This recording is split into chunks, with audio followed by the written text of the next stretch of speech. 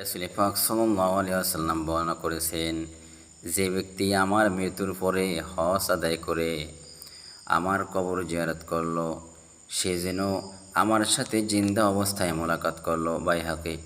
প্রিয় ভাইয়েরা, আমরা সকলেই আশা করি, অনেক সময় আমরা দোয়ার মধ্যে বলি, আল্লাহ রাসূল পাক সাল্লাল্লাহু আলাইহি ওয়াসাল্লাম কি আমাদেরকে স্বপ্নে জিয়ারত নসিব করে দেন।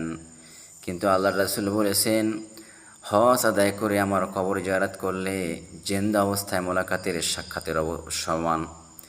এই জন্য প্রিয় ভাইয়েরা, আমাদের যাদের উপরে হজ ফরজ হয়েছে, আমাদেরকে শয়তান বলবে টাকা পয়সার কমবে ইত্যাদি, কিন্তু হজ আদায় করার জন্য আল্লাহর রাস্তায় টাকা ব্যয় করলে টাকা পয়সা কিন্তু কমে না। আর একটা বিষয় মাথায় রাখতে হবে আমাদেরকে, যে আমাদেরকে টাকা পয়সা কে দিয়েছে বলেন? আল্লাহ তাআলা, আল্লাহ পাক আমাদেরকে টাকা দিয়েছেন, পয়সা দিয়েছেন, আমাদেরকে সম্মান দান করেছেন।